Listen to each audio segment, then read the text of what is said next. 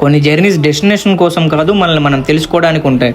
అలాంటి ఒక అన్ఫర్గెటబుల్ జర్నీయే మా 32 కిలోమీటర్ల గిరి ప్రదక్షిణ. మేము మొదట్లో 5 ఫ్రెండ్స్గా జర్నీ స్టార్ట్ చేసాము. మధ్యలో ఇంకా 2 జాయిన్ అయ్యారు. అలా మా 7 మంది కలిసి ఒక గోల్తో, ఒక నమ్మకంతో అడుగులు ముందుకు వేసాము.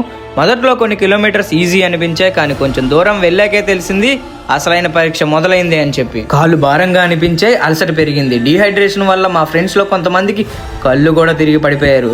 ఆ క్షణం చూసి మాకు చాలా భయం వేసింది, కానీ ఆ భయం కన్నా మా నమ్మకం పెద్దదని తెలిసి ఒకరికొకరం చెయ్యం నుంచి ధైర్యం చెప్పి ఇంకా కొంచెం డెస్టినేషన్ దగ్గరలోనే ఉంది అని ప్రోత్సహిస్తూ ముందుకైతే నడిచేసాం. ప్రతి అడుగు నొప్పిని ఇచ్చింది, కానీ ప్రతి అడుగు మాకు ఒక కొత్త బలం కూడా ఇచ్చింది.